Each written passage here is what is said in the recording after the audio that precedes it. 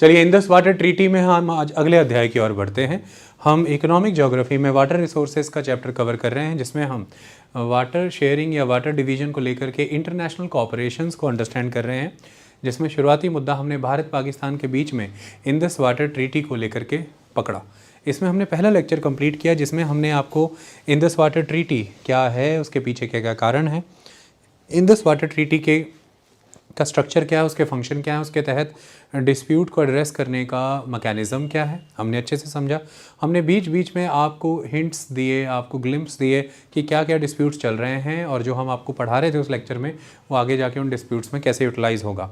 हमने आपको बताया कि ईस्टर्न और वेस्टर्न रिवर्स मुल्कों के बीच में बटी हैं, भारत और पाकिस्तान में, और जिस मुल्क को वो रिवर्स मिली हैं, दूसरे मुल्क का उन नदियों पर अगर कोई अधिकार है तो वो कौन सा है, कितना सीमित है। ये सारी चीज़ें हमने बहुत बेहतरीन तरीके से पढ़ ली। आज हम लेक्चर 2 की तरफ चल रहे हैं, और इसमें हम उस डिस्प्यूट को समझेंगे जिस डिस्प्यूट पर हम बात कर रहे थे। और ये डिस्प्यूट ख़त्म होने के बाद, इस लेक्चर के ओवर होने के बाद, जो हम इसका तीसरा हिस्सा रखेंगे, उसमें हम इंडस वाटर ट्रीटी के एनवायरमेंटल, इकोनॉमिक और पॉलिटिकल क्या इम्प्लीकेशंस हैं, इनको समझेंगे। हर मर्यादा से आपका ये लेक्चर, ये चैप्टर, ये टॉपिक कंप्लीट होगा। So Indus water treaty, okay, हुआ ये कि India has informed Pakistan of its intention to amend the Treaty of 1960, as Pakistan actions had adversely impinged on the provisions of the treaty and their implementation. ये 2022 की घटना है। भारत ने पाकिस्तान को notice issue किया, जो कि 1960 में इस ट्रीटी के एग्जिस्टेंस में आने के बाद ये पहली बार ऐसा हुआ कि भारत ने ट्रीटी को अमेंड करने की प्रोविजंस की बात की कि हमें अमेंड करना है इसे। ये क्यों कहा?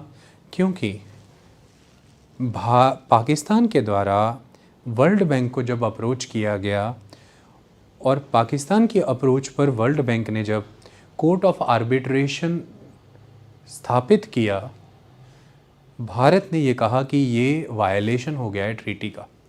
ट्रीटी के आर्टिकल 9 के तहत जो शर्तें हैं उनका वायलेशन हो गया है, और ये वायलेशन भारत बर्दाश्त नहीं करेगा, और इसलिए हम ये चाहते हैं कि इस ट्रीटी को हम अमेंड करें, और इसके लिए हम आपको नोटिस भेज रहे हैं कि आपको वार्निंग दी है हमने कि we want to amend it. Pakistan ने वर्ल्ड बैंक को क्यों अप्रोच किया कि कोर्ट ऑफ आर्बिट्रेशन बनाइए? वर्ल्ड बैंक ने कोर्ट ऑफ आर्बिट्रेशन क्यों और कब बनाया? भारत को इस कोर्ट ऑफ आर्बिट्रेशन के स्थापित होने से क्या प्रॉब्लम हुई? ये सारा हम समझते हैं इस डिस्प्यूट के माध्यम से। भारत और पाकिस्तान में रिसोर्सेज के डिवीज़न में रिवर्स भी डिवाइड हुई, जहाँ पर ईस्टर्न रिवर कॉम्प्लेक्स भारत को मिला, जिसमें कि रावी, ब्यास और सतलुज आते हैं। वहीं पर वेस्टर्न रिवर कॉम्प्लेक्स पाकिस्तान को मिला, जिसमें इंदस, झेलम और चेनाब आते हैं। ये डिवाइड हुए रिसोर्सेज। जब से ये रिसोर्सेज डिवाइड हुए, उसके बाद भारत को एक अधिकार मिला। वो अधिकार ये मिला क्योंकि भारत अपर स्ट्रीम कंट्री थी, तो ये जो इंदस रिवर और उसकी ट्रिब्यूटरीज़ का जो भारत में बेसिन एरिया है, द बेसिन एरिया मतलब कि मेन रिवर्स एंड उसकी ट्रिब्यूटरीज़ दोनों आ जाएंगी, और ट्रिब्यूटरीज़ की आगे ट्रिब्यूटरीज़ भी, क्योंकि बेसिन में सारा ही कवर होता है। तो भारत को बेसिन एरिया के आधार पर एक अधिकार मिला कि आप इन रिवर्स के domestic use, non consumptive use, certain level of agriculture use and hydro electric power project के तहत यूज़ कर सकते हैं। शर्त ये है कि किसी तरह से पानी के फ़्लो में कमी नहीं आनी चाहिए, जो पानी पाकिस्तान का बनता है उसमें, मतलब जो वाटर पाकिस्तान का है इन वेस्टर्न रिवर्स का, उसमें पाकिस्तान के पानी के कोई कमी नहीं आनी चाहिए। आप फ्लो में कोई कमी नहीं करेंगे, उसके बाद फिर आप ये सारी चीज़ें कर सकते हैं। तो इसलिए फिर इन रिवर्स के बेसिन में जहाँ जहाँ पर ज़रूरत हुई, भारत ने पावर प्रोजेक्ट्स डेवलप किए। ज़्यादातर ये पावर प्रोजेक्ट्स चेनाब नदी पर हैं और झेलम की सहायक नदी पर भी हैं। चेनाब नदी पे जो प्रोजेक्ट हैं उनमें मेन प्रोजेक्ट आ जाता है, जैसे सलल पावर प्रोजेक्ट आता है, बगलीहार पावर प्रोजेक्ट आ जाता है, रतले पावर प्रोजेक्ट आ जाता है। ये मेन प्रोजेक्ट हैं जो चेनाब नदी पर हैं।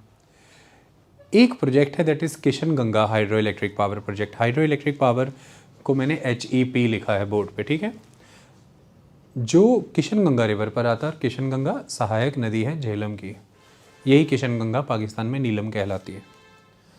तो इस तरह से भारत ने run of the river projects लगाए, क्योंकि run of the river project लगाने की ही अनुमति भारत के पास थी, जिसके तहत किसी तरह के लाइव स्टोरेज ऑफ वाटर की नीड नहीं रहती है, जिससे कि पाकिस्तान को जाने वाले पानी की कोई समस्या नहीं आएगी, उसमें कोई अड़चन नहीं आएगी।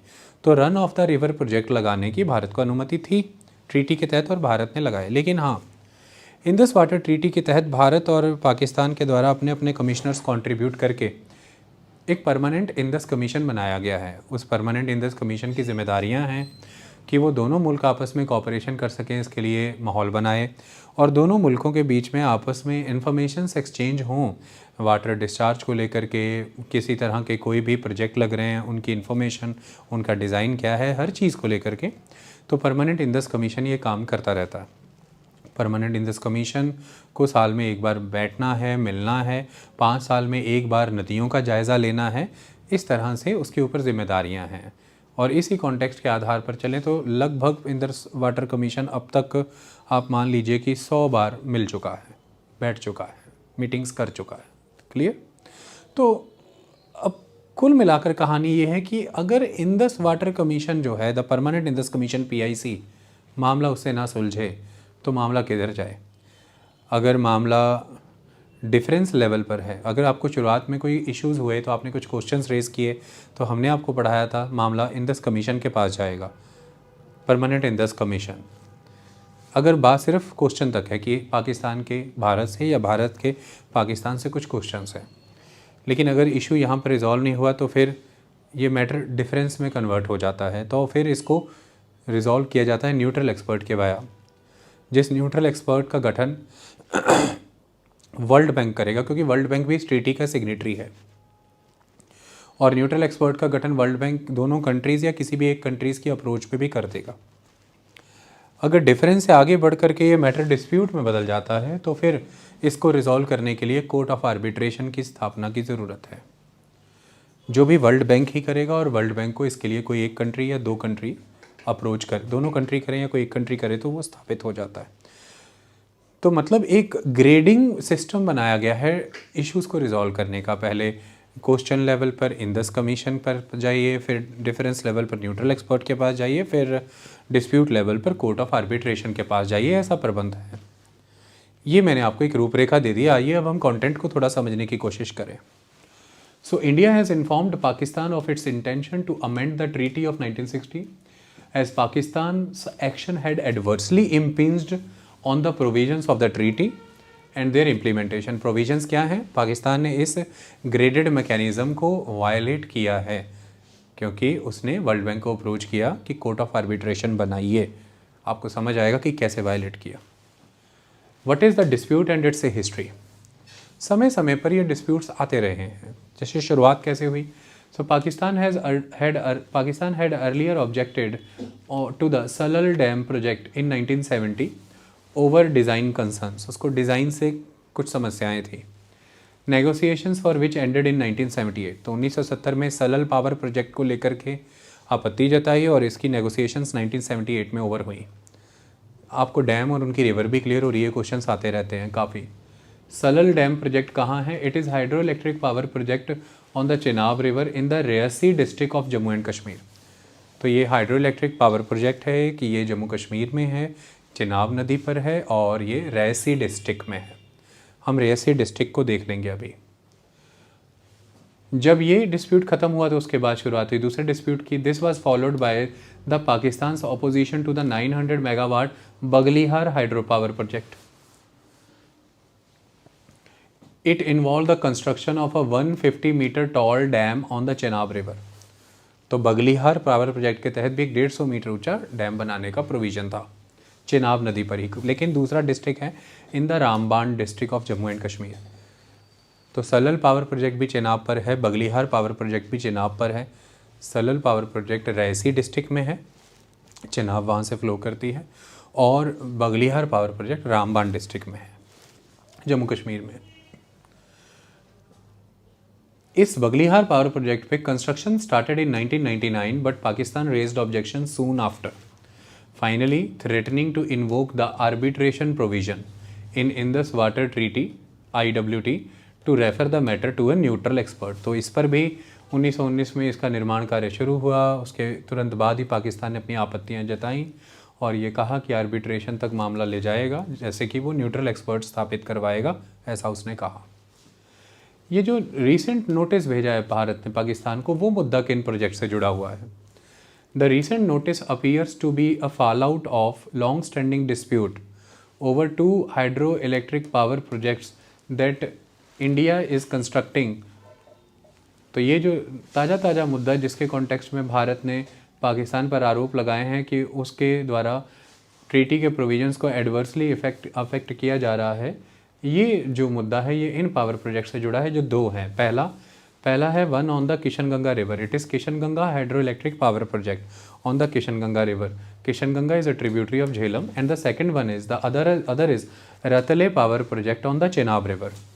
सो the Salal dam, the Salal hydroelectric power project, the Baglihar hydroelectric power project and the Rathale hydroelectric power project, they are on the Chenab river, and that Kishan Ganga hydroelectric power project, it is on the Kishan Ganga river। हुआ क्या, ये 2 hydro electric power project को लेकर के ही recent मुद्दा चल रहा है, the Kishan Ganga hydro electric power project and the Ratle hydro electric power project. क्या हुआ, इन 2015 Pakistan wanted that a neutral expert should be appointed to examine its technical objections to the Kishan Ganga and Ratle hydroelectric power project। 2015 में पाकिस्तान ने world bank को approach किया कि आप Ratle power project और Kishan Ganga hydroelectric power project के लिए न्यूट्रल एक्सपर्ट स्थापित कीजिए, हमको समस्या है, कई तरह की टेक्निकल ऑब्जेक्शंस है हमारी, इन टेक्निकल ऑब्जेक्शंस को न्यूट्रल एक्सपर्ट एग्जामिन करे। 2015 में पाकिस्तान ने इंडिविजुअली अप्रोच किया न्यूट्रल एक्सपर्ट के लिए टू द वर्ल्ड बैंक। इतनी बात क्लियर हुई? चलिए, लेकिन फिर क्या हुआ इस बात को समझिए। But in 2016 Pakistan unilaterally withdraw it's request. 2016 में पाकिस्तान अकेले ही, भारत की सहमति के बिना, भारत से बात किए बिना, उसने अपनी मांग वापस ले ली न्यूट्रल एक्सपर्ट स्थापित कराने वाली। So Pakistan retracted its demand of neutral expert in 2016 और फिर उसने क्या किया, and proposed to the World Bank, world bank को प्रपोज किया कि that a court of arbitration should adjudicate on its objections, कि आप कोर्ट ऑफ आर्बिट्रेशन स्थापित करिए, मेरी ऑब्जेक्शंस पर वही एडजुडिकेट करे, अब वही फैसला दे अब आकर के। जब पाकिस्तान ने ये किया तो उसी 2016 में पाकिस्तान की कोर्ट ऑफ आर्बिट्रेशन की इस डिमांड को रिस्पॉन्ड ना करते हुए इंडिया ने इंडिपेंडेंटली अपनी इंडिविजुअल डिमांड मूव करी। वो क्या है, India moved a separate application to the world bank for the appointment of a neutral expert. Neutral expert की मांग इंडिया ने वर्ल्ड बैंक के सामने रखी, क्योंकि इंडिया कहता है कि technically neutral expert court of arbitration से नीचले लेवल पर आता है और नियम के मुताबिक आर्टिकल 9 इंडस वाटर ट्रीटी के तहत ग्रेडेड डिस्प्यूट रेजोल्यूशन मैकेनिज्म को देखते हुए पहले न्यूट्रल एक्सपर्ट ही अपॉइंट होना चाहिए। So instead of responding to the demand of the Pakistan to establish the court of arbitration, India approach the world bank to establish the neutral expert in 2016। So अब world bank के लिए दुविधा की परिस्थिति हो गई, दोनों मुल्कों ने अलग अलग मांगे अब रख दी हैं वर्ल्ड बैंक के सामने। पाकिस्तान ने कोर्ट ऑफ आर्बिट्रेशन की मांग रख दी और भारत ने न्यूट्रल एक्सपर्ट की मांग रख दी।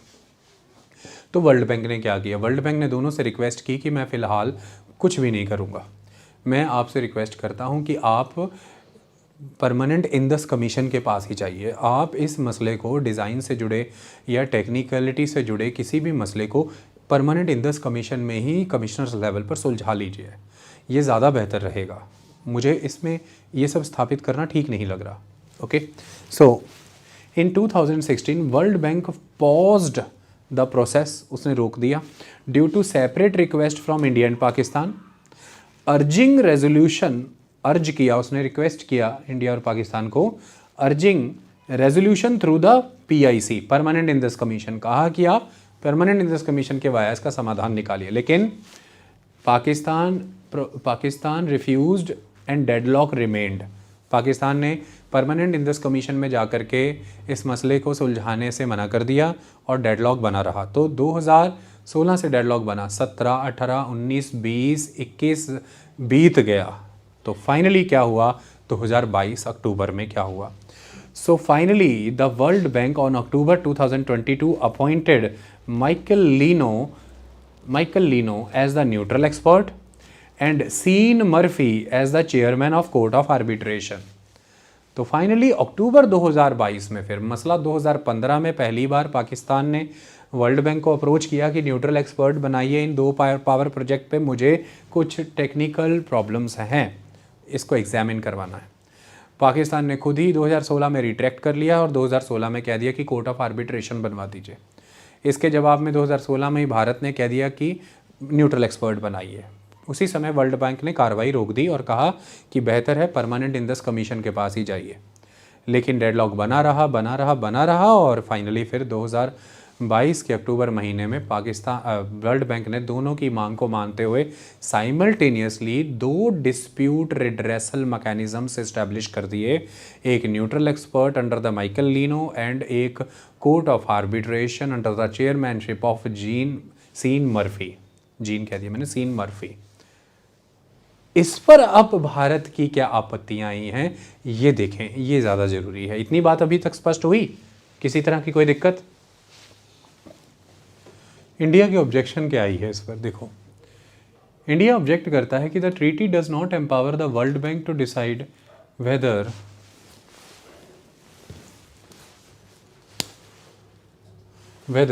One procedure should take precedence over the other. Treaty India कहता है कि वर्ल्ड बैंक खुद भी बाउंड है ट्रीटी के ही प्रोविजंस के अंदर रह के काम करने के लिए। ऐसे में वर्ल्ड बैंक के पास भी अथॉरिटी नहीं है कि ट्रीटी में जो शर्तें वर्ल्ड बैंक पर लगाई हैं, जिसके तहत ट्रीटी ने जो प्रोसीजर वर्ल्ड बैंक को कहा है डिस्प्यूट रेजोल्यूशन मैकेनिज्म के तहत, वर्ल्ड बैंक उन प्रोसीजर से आगे निकल जाए, ये पॉसिबल ही नहीं है। तो इसीलिए भारत कहता है कि ये ट्रीटी वर्ल्ड बैंक को एम्पावर यानी कि ताकत ही नहीं देती है कि वर्ल्ड बैंक ये डिसाइड करे कि वो एक प्रोसीजर को दूसरे प्रोसीजर पर पहल दे दे, प्रेसिडेंस दे दे, इम्पोर्टेंस दे दे। क्योंकि भारत कहता है कि ट्रीटी के अंदर एक ग्रेडेड मैकेनिज्म है, पहले क्वेश्चन लेवल पर वही इंडस कमीशन, फिर डिफरेंस लेवल पर न्यूट्रल एक्सपर्ट और फिर डिस्प्यूट लेवल पर कोर्ट ऑफ आर्बिट्रेशन। तो जब इस मामले में न्यूट्रल एक्सपर्ट अभी तक बना ही नहीं और उसने अपना फैसला दिया ही नहीं, तो सीधे कोर्ट ऑफ आर्बिट्रेशन की रिक्वेस्ट कैसे मान ली वर्ल्ड बैंक ने? वर्ल्ड बैंक ने न्यूट्रल एक्सपर्ट से पहले कोर्ट ऑफ आर्बिट्रेशन कैसे बना दिया, या न्यूट्रल एक्सपर्ट और कोर्ट ऑफ आर्बिट्रेशन साथ साथ कैसे बना लिए? पहले न्यूट्रल एक्सपर्ट बनना था, उसका फैसला आना था, फिर कोर्ट ऑफ आर्बिट्रेशन बनना था। तो न्यूट्रल एक्सपर्ट से पहले कोर्ट ऑफ आर्बिट्रेशन बनाना मतलब आपने कोर्ट ऑफ आर्बिट्रेशन को प्रेसिडेंस दे दिया as compare to neutral expert, जबकि आप तो ऐसा करने के लिए शक्तिशाली है ही नहीं, क्योंकि ट्रीटी आपको ये करने की ताकत देती ही नहीं। तो इसलिए भारत कहता है कि court of arbitration illegally constituted है और इस illegally constituted court of arbitration की प्रोसीडिंग्स में हम शामिल हो ही नहीं सकते। इसलिए पहले तो वर्ल्ड बैंक पे ही सवाल उठा दिया है इंडिया ने, क्योंकि ट्रीटी ताकत ही नहीं देती वर्ल्ड बैंक को, ऐसा भारत ऑब्जेक्ट करता है।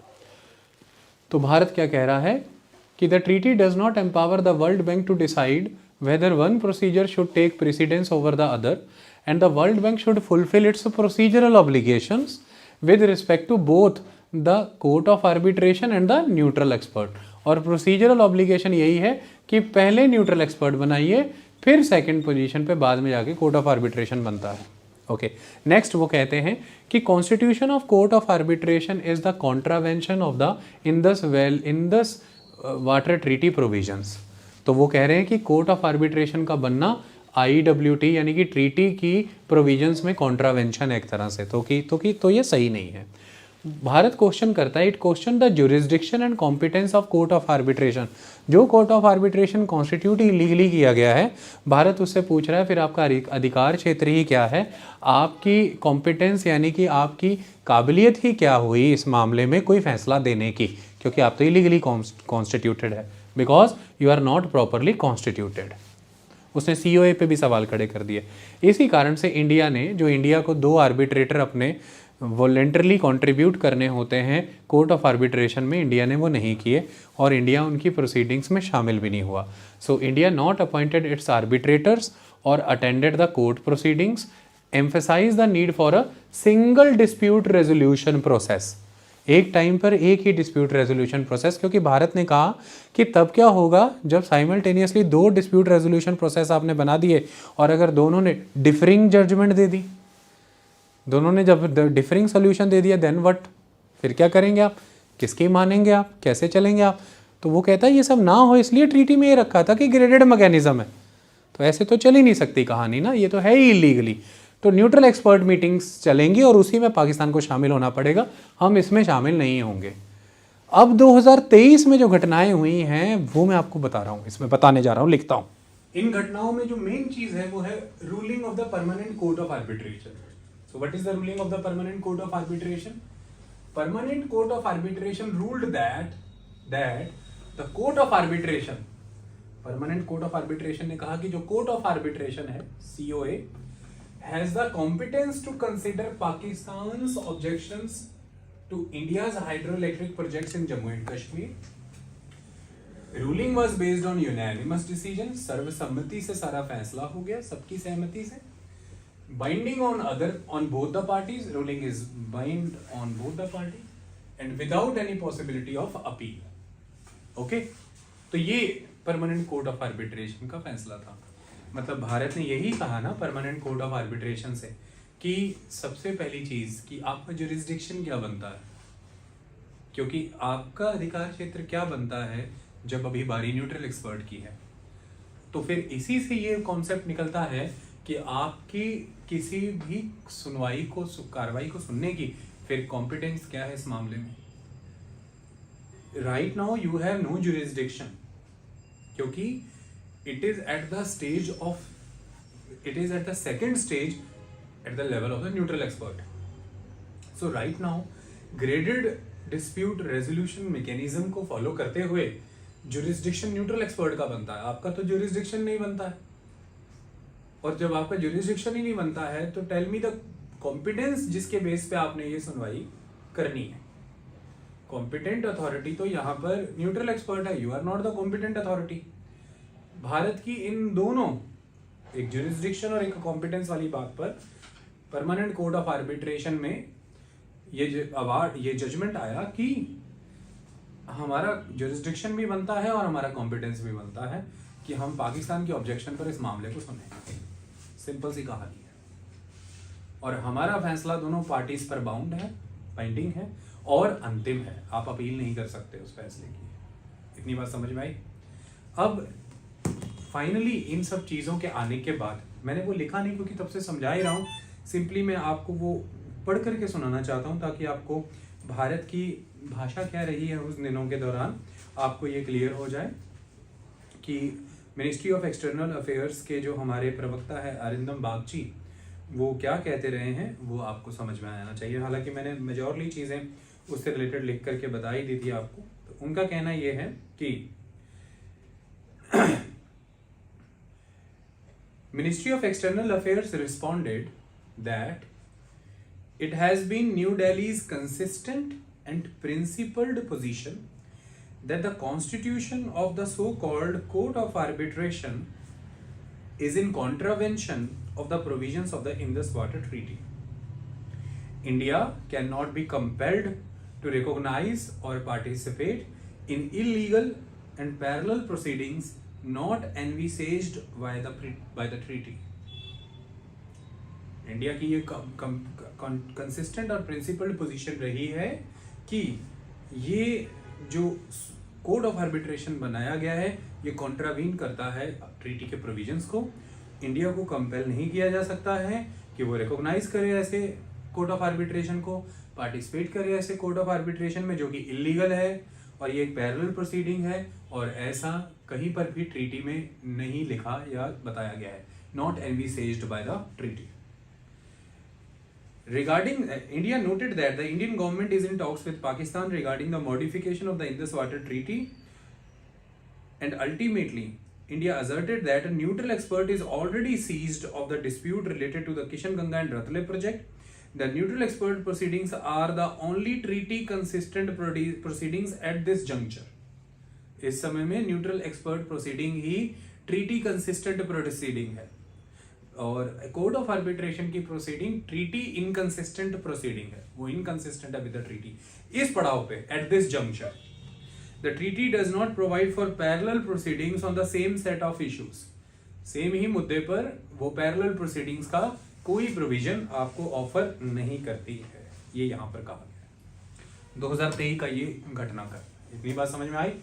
और फाइनली फिर न्यूट्रल एक्सपर्ट की मीटिंग्स हो रही हैं, पाकिस्तान उसमें पार्टिसिपेट कर रहा है, लेकिन पाकिस्तान का भारत पर आरोप है कि हम भारत की वर्ल्ड बैंक को जो अप्रोच हुई जिससे वर्ल्ड बैंक ने न्यूट्रल एक्सपर्ट बनाया, हम उसमें पार्टिसिपेट कर रहे हैं, हम कोऑपरेशन में यकीन रखते हैं, हम पीसफुली नेगोशिएशंस में यकीन रखते हैं, समस्या का समाधान ढूंढना चाहते हैं. भारत कोर्ट ऑफ आर्बिट्रेशन में शामिल नहीं हो रहा है. ये भारत की तरफ से बताता है कि भारत कितना संजीदा है समझौतों को लेकर के, कोऑपरेशन को लेकर के, पीसफुल नेगोशिएशंस को लेकर के. पाकिस्तान के आरोप है कि भारत इन चीज़ों का हिमायती नहीं है, तो वो कोर्ट ऑफ आर्बिट्रेशन की मीटिंग्स में आ नहीं रहा है. हम आ रहे हैं न्यूट्रल एक्सपर्ट की मीटिंग में, जो भारत के कहने पे बना, हमारे कहने पे जो बना वो वहां नहीं आ रहा है, जबकि परमानेंट कोर्ट ऑफ आर्बिट्रेशन की रूलिंग आ गई है कि वो उसका ज्यूरिसडिक्शन भी है और वो कॉम्पिटेंट भी है कि वो हमारी ऑब्जेक्शन को एंटरटेन करे. फिर ना तो ये अपना आर्बिट्रेटर भेज रहे हैं, ना ये उनमें शामिल हो रहे हैं. इनसे पूछ लीजिए अब ये इनका स्टैंड क्या है. तो ये बहस अभी फिलहाल चल रही है. इतनी बात समझ में आई. अच्छा, अब यहाँ पर एक सवाल आता है, ये परमानेंट कोर्ट ऑफ आर्बिट्रेशन, थोड़ा सा इसके बारे में भी समझना है. PCA, permanent court of arbitration, ये 1899 में नीदरलैंड के हेग में स्थापित किया गया. Permanent court of arbitration is in Netherland in Hague. Okay, क्यों हुआ? ये उस समय रशिया के शासक एम्पेरर जार निकोलास II के प्रयासों से एक कॉन्फ्रेंस संभव हो पाई, and that was the international peace conference. It was the first peace conference in 1889 in Hague, Netherland, with the efforts of the tsar Nicholas II.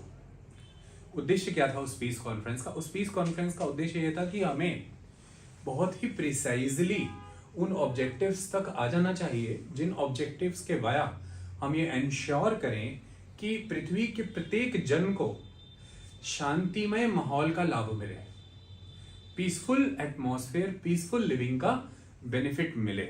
हमें उन ऑब्जेक्टिव्स को फाइनलाइज कर लेना चाहिए जिनके वाया हम ये सुनिश्चित करें, एंश्योर करें. और दूसरा उद्देश्य यहाँ पर यह है कि हम वो फ्रेमवर्क बना लें, हम वो शर्तें तय कर लें जिनके तहत वेपन्स का एक्सपेंशन रोका जाए. तो हमें वेपन एक्सपेंशन को रोकना है, हमें लोगों को शांतिमय जीवन की सुनिश्चितता देनी है. इसके लिए वो इंटरनेशनल पीस कॉन्फ्रेंस 1899 में हेग में, नीदरलैंड में हुई. और वहां से फिर ये एक प्रस्ताव निकला कि अंतरराष्ट्रीय स्तर पर हमें एक संस्था बनानी चाहिए. तो एक परमानेंट कैरेक्टर का एक इंटरनेशनल इंस्टीट्यूशन बनाना चाहिए, जिस इंस्टीट्यूशन का काम होगा कि वो एक फोरम या एक प्लेटफॉर्म प्रोवाइड करेगा कि विश्व भर में जितने भी अंतरराष्ट्रीय समझौते होंगे, उन अंतरराष्ट्रीय समझौतों के तहत अगर किसी तरह की कोई असहमति बनेगी, कोई डिस्प्यूट आएगा, तो उसका शांतिमय ढंग से समाधान होगा, पीसफुली नेगोशिएशंस के वाया वो मैटर रिजॉल्व होगा. इसके तहत हम एक ऐसी अंतरराष्ट्रीय संस्था बनाए जो उन दो पार्टीज के बीच में या जितनी भी पार्टीज हैं उनके बीच में मध्यस्थता करे, आर्बिट्रेटर का काम करे, आर्बिट्रेशन का काम करे. तो समस्याओं के समाधान जंगों से ना हो, युद्धों से ना हो, समस्या के समाधान एक दूसरे को प्रताड़ित करके ना हो. हम एक विकसित समाज हैं, हम एक सभ्य समाज हैं, हम एक शिक्षित समाज हैं, ऐसे में समस्या का समाधान मध्यस्थता से हो, समस्या का समाधान संवाद से हो, आर्ग्यूमेंट से हो।